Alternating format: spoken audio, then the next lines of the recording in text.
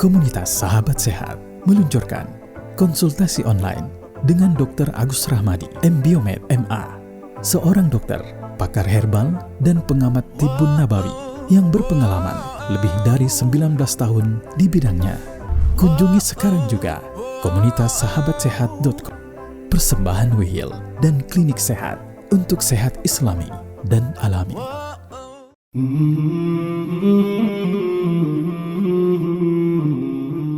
Jadi begini, kalau kanker stadium 3B gitu ya, misalnya sudah menyebar ya, terus menyebabkan komplikasi yang berat gitu ya, misalnya terjadi perdarahan yang masif ya akibat CA cervix yang menyebabkan HB terus menurun, maka saran saya tindakan medis perlu dilakukan ya, kalau misalnya mengancam jiwa. Tetapi kalau misalnya tidak mengancam jiwa, terus kemudian belum menyebar, ada beberapa tanaman obat, walaupun sifatnya masih uji praklinis, tetapi ada sebagian kasus yang saya obati kok memberikan hasil dengan izin Allah cukup bagus. Jadi saya harus melihat dulu kondisi fisiknya dulu. Ya, karena cara kerja herbal ini sangat berbeda dengan cara kerja obat kimia sintetik. Ada yang memang harus segera, misalnya tindakan operasi. Misalnya ada kasus kanker, misalnya ya contoh kanker yang bisa menyebabkan tersumbatnya saluran nafas. Maka operasi dan kemoterapi adalah solusi terbaik. Kemarin saya ngobati pasien kanker CA nasofaring. Dia sudah sesak, pengen herbal nggak bisa. Saya bilang nih harus di kemo sama di radioterapi. Karena kenapa? Karena bisa menyebabkan gangguan pernapasan.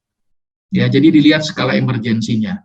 Tapi kalau untuk kasus tumor-tumor, misalnya tumor atau masih ringan, biasanya saya menyarankan rekomendasi dengan menggunakan tanaman obat. Karena kalau tumor, contoh misalnya FAM, fibroadenoma mami, itu ada orang yang dioperasi, itu muncul lagi, dioperasi muncul lagi. Nah, itu biasanya saya akan rekomendasikan dengan herbal, tidak dengan operasi. Tetapi kalau untuk kanker stadium 3B atau stadium 4, saya harus melihat kondisi. Kalau misalnya dia sangat responsif dengan radioterapi, saya menyarankan radioterapi dibandingkan dengan kemoterapi. Kayak kasus kanker nasofaring, itu sangat responsif dengan radioterapi. Kalaupun dikombinasi dengan kemoterapi, saya biasanya mengkombinasi dengan herbal. Ada beberapa tanaman herbal yang fungsinya mereduksi efek samping daripada kemoterapi. Kita tahu bahwa kemoterapi itu bersifat sitotoksik. Dia tidak hanya membunuh sel kanker, tetapi juga sel-sel normal yang berproliferasi cepat.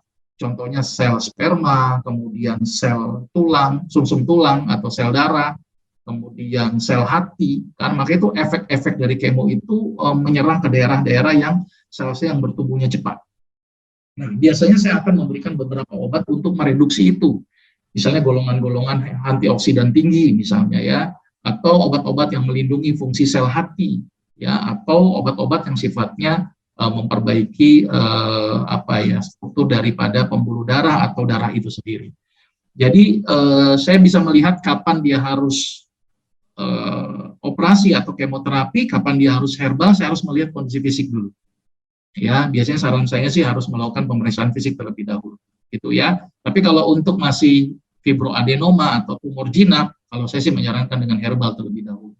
Jadi jangan harus melakukan tindakan operasi, kecuali emergensi yang dia bisa mengancam jiwa, maka tindakan operasi dan kemoterapi menjadi solusi terbaik.